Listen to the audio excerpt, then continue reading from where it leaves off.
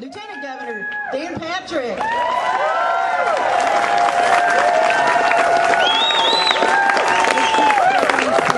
Good afternoon, and thank you so much for being here. You know what?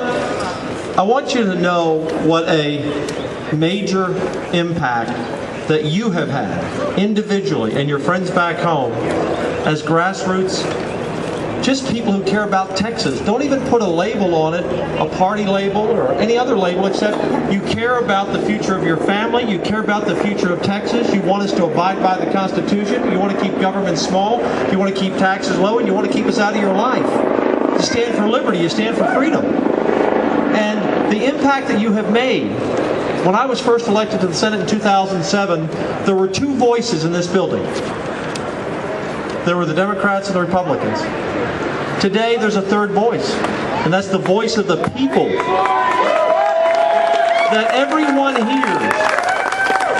They can agree or disagree, but they know you are there. They know you're watching. They know you're listening, and that makes an impact on the legislation that either isn't passed or is passed. And because of the movement, if you think about this, the people's movement all across this country, technology has also come along very often in history as people head in a particular direction to turn this country around. And the technology is, in 2007, again, we're just talking about my first session 9 years ago, we didn't have Facebook, we didn't have Twitter, yes, we had some social media, but today, like-minded folks for their cause around the state can communicate with each other so easily.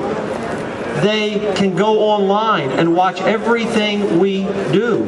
You watch the hearings, you know about the amendments, you know about the bills, you hold people accountable. And I've always believed the more knowledgeable the people are, the better government they have. The more you hold us accountable, the better elected officials you have. So government is better today. Government in the state of Texas, and I can't speak for the other 49 states, and we sure know it's not working in Washington very well. But here in Texas, it's working well. We still have a lot to do. But whatever advances we have made for liberty and freedom and smaller government and lower taxes, it's because of all of you.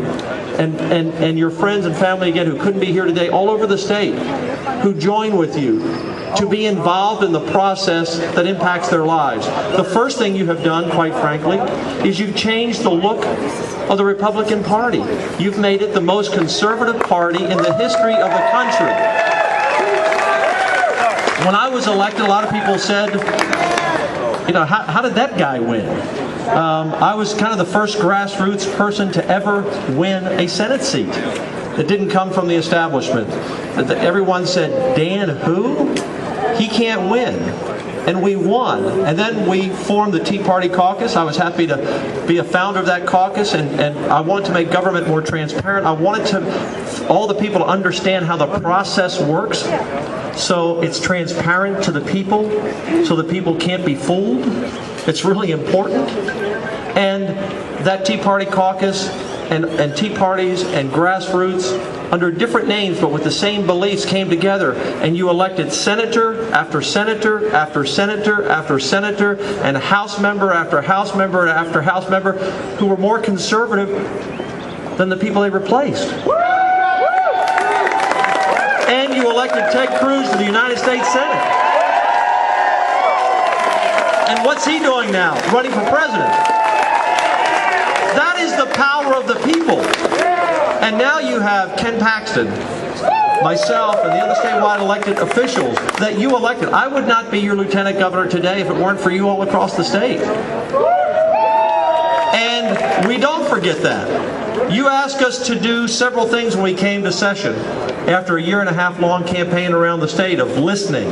And I was kind of already there, but you reaffirmed it in some areas that I shared with you. You supported me on.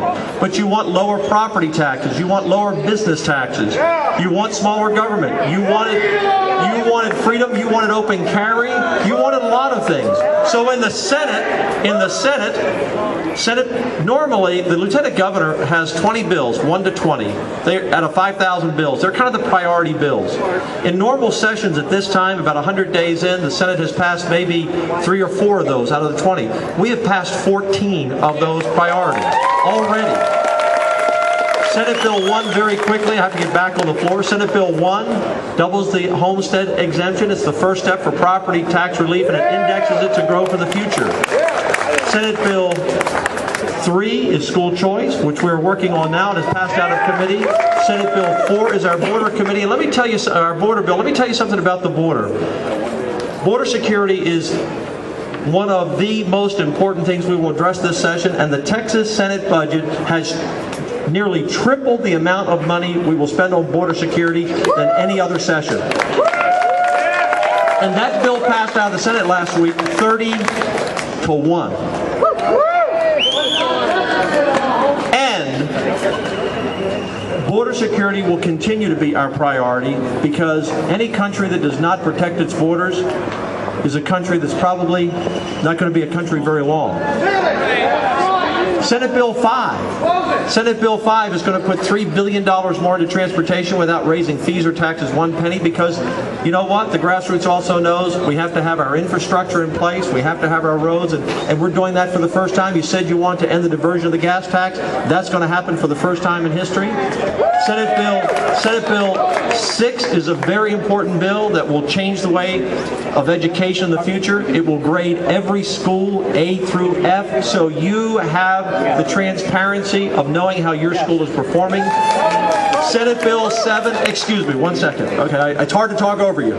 Senate Bill 7 will cut the business tax by 15% for all businesses at $4 million or more, and the Senate, for the first time in history, said on the record, we will repeal the franchise tax in Texas. Senate Bill 8 repeals it now for 52% of all the businesses in Texas, the true small business at $4 million or less, that make up half of the businesses. They will no longer have to pay the business tax. Senate Bill 9, a bill I filed as a senator time after time and couldn't file, that you stood behind, will cap spending from this building at population and inflation. That passed out of the Senate last week. Senate Bill 10 will remove the Public Integrity Unit from Travis County, and that bill passed. Senate Bill 11, open carry for CHL holders. For the first time in history, a bill dealing with open carry has passed out of either chambers. And I can go down the rest of the list, but 14 out of the 20 priorities, the things that we said we would do, not just part of the campaign, because it's what we believe. It's time that more people who run for office tell you what they're going to do and do what they say. Or fall on their sword and die on their shield trying to get it done. This country is dependent on Texas. The world depends on a strong America. And America depends on a strong Texas. The other 49 states are envious of us. We are the leaders. We're the 12th largest economy of the world. We're the most conservative government in the history of the world. And I can tell you, as Lieutenant Governor, I'm blessed to be your Lieutenant Governor. Your senators are doing a fabulous job. All those bills I talked about came about because of their hard work. And we're going to get the job done. We're not backing down. We said we're going to do what we meant we were going to do, and we're getting it done. And we need your constant support, your constant vigilance, sometimes a little patience to get where we need to get. But we're going to get the job done, because if we don't do it in Texas, as my friend Donna Campbell likes to say, there's not another Texas to move to. So thank you all. God bless you all. Let me get back to work. And from the bottom of my heart, I appreciate you all so much, because I was well known in Houston, but I was not known around the rest of the state. And many of you here today gave me the opportunity to stand and work for you. And you trusted me with your vote, and I'm not going to let you down, and neither are those 8 new senators that you sent to the legislature this session, and those senators who return. Thank you all, and God bless. Thank you all.